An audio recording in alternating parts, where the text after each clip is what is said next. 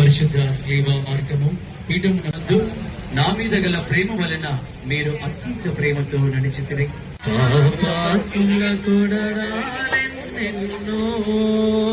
ఇది ఎవరి కోసము కరుణామయుని చేయబడిన వెనుక పిలాతునిచ్చే అన్యాయముగా స్లీవలో మరణం పొందుటకు యూదా జాతి